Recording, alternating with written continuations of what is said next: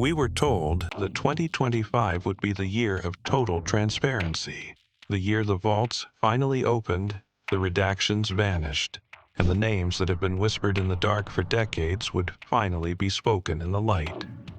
Developing now, the Justice Department released over 3 million pages of files today related to the investigation into convicted sex offender Jeffrey Epstein.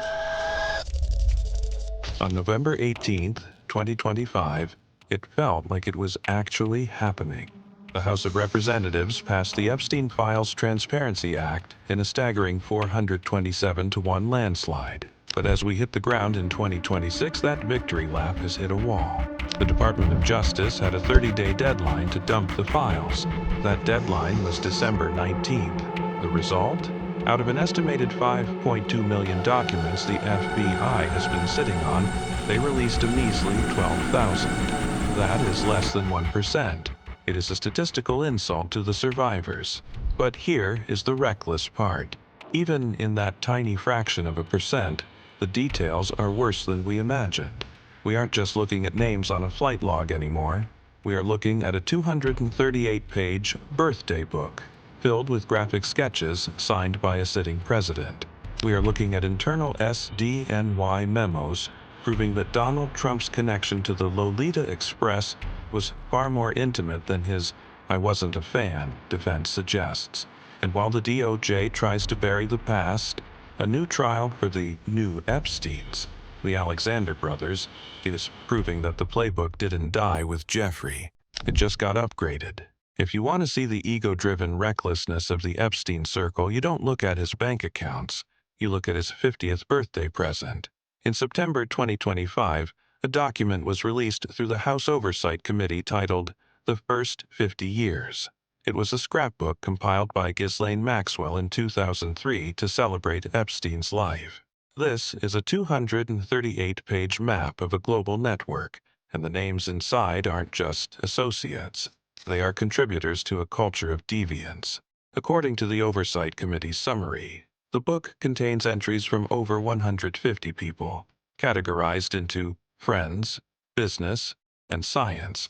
The most reckless entry? Donald Trump.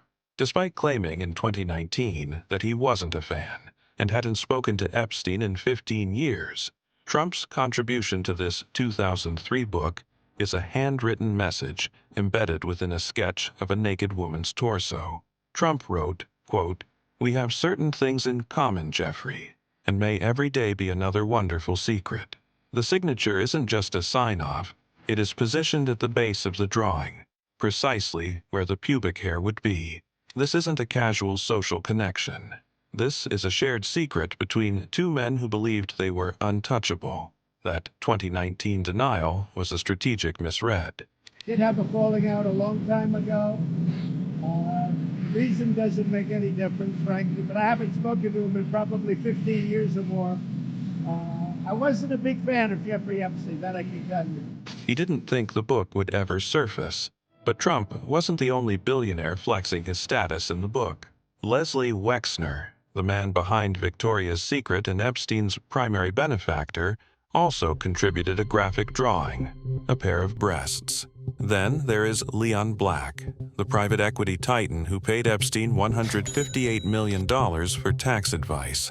His contribution to the birthday book was a poem. According to the House Oversight release, the poem refers to young women as, quote, blonde, red, or brunette, spread out geographically. It's signed Love and Kisses Leon. This book proves that the lifestyle wasn't a hidden side of Epstein. It was the currency of the entire group. There is even a drawing in the book titled, "What a Great Country," showing Epstein in 1983 handing balloons to little girls, contrasted with a 2003 version of him getting a massage from topless women, one of whom has J.E. tattooed on her. The recklessness here is the documentation. They weren't hiding, they were celebrating. For years, the defense for the elite has been, "I only flew on the plane once or twice. I didn't know what was going on." But a January 7, 2020 internal DOJ memo, unsealed in late 2025, shatters that defense for Donald Trump. This memo reveals that investigators identified at least 8 flights between 1993 and 1996 where Trump was a passenger on Epstein's private jet, far more than the previously known handful of trips. But it's the passenger lists that are the real receipt. According to the memo, on a flight in 1993, the manifest lists only 2 passengers, Jeffrey Epstein and Donald Trump. Just 2 men on a private jet to an undisclosed location. Another flight manifest from 1994 includes Trump, Epstein, and a 20-year-old woman whose identity is still redacted by the DOJ for privacy. The memo notes that Ghislaine Maxwell was present on at least half of these flights. This is the situational awareness report that the SDNY sent internally to warn that the Trump-Epstein link was an intimate travel history. Flight logs show Donald Trump flew on Jeffrey Epstein's private jet at least 7 times in the 90s, 4 in 93 and once each in 1994, 95 and 97. Why is this reckless? Because in 2019, Trump told the world he barely knew the guy. He was betting on the fact that the 1990s manifests were lost or buried. The manifests also list names of women by their initials that correspond to witnesses in the 2021 Maxwell trial. Trump wasn't just on a plane. He was on the plane while the infrastructure for the trafficking was being built. While the world is digging through Epstein's past, the exact same reckless model is standing trial in Manhattan right now. Enter Alan, Oren, and Tal Alexander. They were the kings of luxury real estate, moving billions in property for the world's elite. As of January 2026, they are facing federal sex trafficking charges that are a mirror image of the Epstein case. In a January 12, 2026 court filing, prosecutors allege the brothers used proximity to fame to lure victims. One witness, identified as Katie Moore, testified that her ordeal began at an A-list party at the actor Zac Efron's Manhattan apartment in 2012. Moore testified that after leaving the party with the brothers, she was given a drink she believes was spiked. She woke up naked in Alon Alexander's bed, and she confronted him. Alon's response was a masterclass in reckless entitlement. The Alexander brothers followed the Epstein playbook to the letter. 1.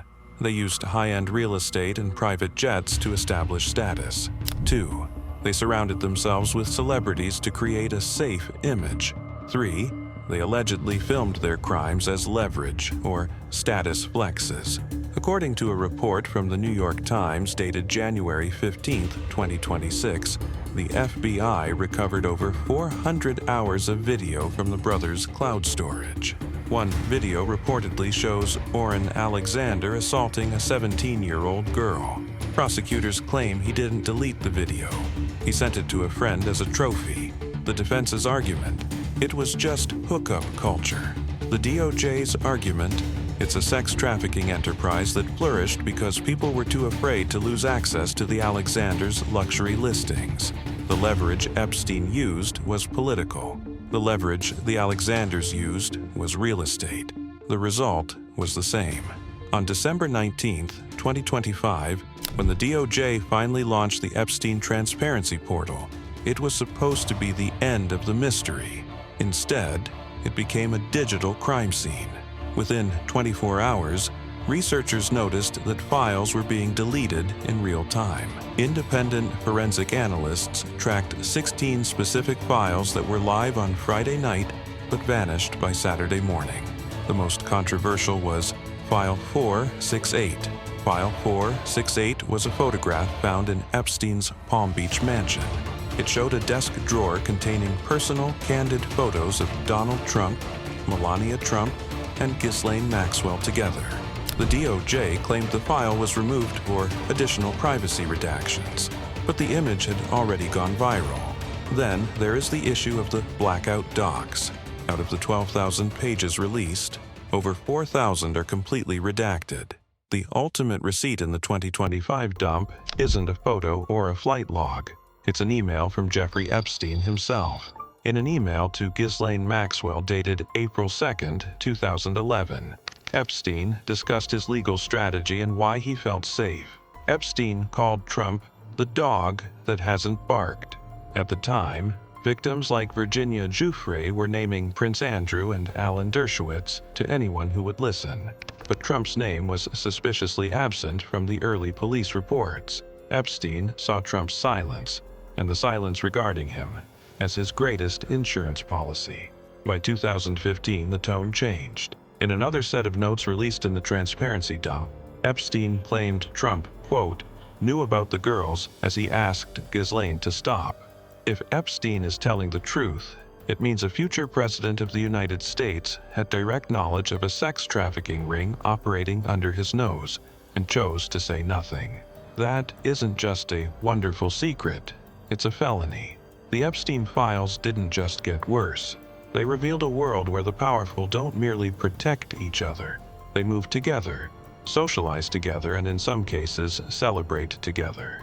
The Alexander brothers show that the network didn't disappear. The DOJ redactions show it's still protected. And the birthday book shows something even more disturbing, that for some of these men, nothing about this ever felt hidden or shameful. New names are coming out, but some people remain untouched by the story. The question is why? Thanks for watching. This is Rich and Reckless.